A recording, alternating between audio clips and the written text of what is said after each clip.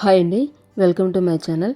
ఈరోజు వీడియోలో healthy and tasty అయిన కరివేపాకు రైస్ని మసాలాలు లేకుండా సింపుల్గా చేసుకుందాం. ముందుగా అన్నాన్ని వండుకోవాలి.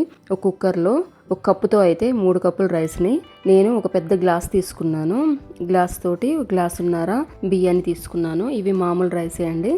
వీటిని బాగా కడిగి 1.5 గ్లాస్ బియ్యానికి 2 గ్లాసులు ఫుల్గా మంచినీళ్ళు పోస్తున్నాను. 3వ గ్లాసు కొద్దిగా తగ్గించి పోస్తున్నాను. ఎందుకంటే ఇది ప్రెషర్ కుక్కర్ కదా, అందుకని నీళ్ళు ఎక్కువ పట్టవు. ఇప్పుడు 1 టేబుల్ స్పూన్ ఆయిల్ ఇంకా 1 టేబుల్ స్పూన్ సాల్ట్ను కూడా వేసి కుక్కర్ మూత పెట్టేసి 2 విజిల్స్ రానియాలి. ఇప్పుడు ఈ కరివేపాకు రైస్కి కావలసిన పొడిని తయారు చేసుకుందాం. అందుకోసం ముందుగా ఒక కడాయిలో 2 టేబుల్ స్పూన్ ఆయిల్ని తీసుకొని 2 టేబుల్ స్పూన్ల పెసరపప్పుని కడాయిలో వేసుకోవాలి. అలాగే పచ్చిశనగపప్పు 1 టేబుల్ స్పూను, మినపప్పు కూడా 1 టేబుల్ స్పూన్ వేసుకొని దోరగా వేయించుకోవాలి. స్టవ్ సిమ్లో పెట్టుకొని వేయించుకోవాలి.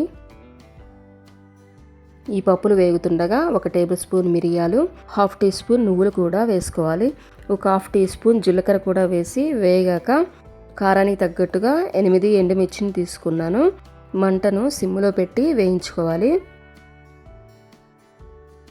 తర్వాత 2 కప్పులు కడిగి ఆరబెట్టుకున్న కరివేపాకును కూడా వేసుకోవాలి. ఈ కరివేపాకు కూడా నూనెలో వేయిస్తే క్రిస్పీగా అవుతాయి. అంతవరకు వేయిస్తే సరిపోతుంది.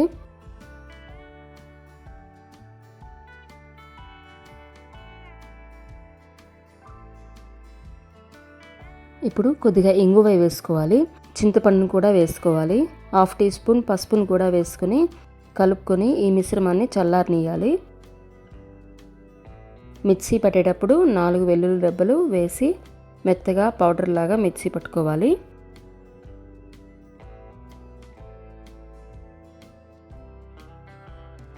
ఇందాక వండుకున్న అన్నము చల్లారాక ఈ మిక్సీ పట్టిన పౌడర్ని అన్నంలోకి వేసుకోవాలి. అలాగే సాల్ట్ సరిపోకపోతే ఇంకొక టేబుల్ స్పూన్ వేసుకొని కలుపుకోవాలి. మొత్తం అంతా కలిసే విధంగా కలుపుకోవాలి.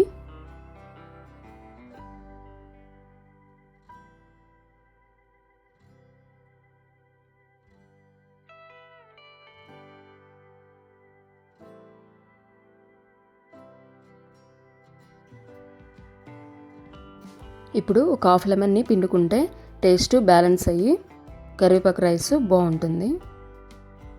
ఇప్పుడు ఈ రైస్కి తాలింపు పెట్టుకోవాలి. స్టవ్ మీద కడాయి పెట్టి ఒక 4 టేబుల్ స్పూన్స్ ఆయిల్ వేసుకోవాలి. ఆయిల్ కాగిన తర్వాత పోపు దినుసులు అన్నీ వేసుకోవాలి. స్టవ్ను సిమ్లో పెట్టుకొని ఈ పోపును వేయించుకోవాలి. ఈ పోపులో ఎండుమిర్చిని కరివేపాకును కూడా వేసుకోవాలి. 2 టేబుల్ స్పూన్ల జీడిపప్పును కూడా వేసుకుని దోరగా వేయించుకోవాలి. ఒక 1/2 టీ స్పూన్ పసుపును కూడా వేసి ఈ పోపు అంతా చల్లారాక ఈ పోపుని రైస్లోకి వేసుకొని అంతా బాగా కలిసేలాగా కలుపుకోవాలి. 1/2 కప్పు వేయించిన పల్లీలను వేసుకుంటే టేస్ట్ బాగుంటుంది. టేస్టీగా ఉండే కరివేపాకు రైస్ రెడీ అయింది. ఈ వీడియో కనుక మీకు నచ్చినట్లయితే లైక్, షేర్ చేసి సబ్స్క్రైబ్ చేయండి, సపోర్ట్ చేయండి. మీ ఫ్రెండ్స్ అండ్ ఫ్యామిలీకి షేర్ చేయండి. Thank you for watching.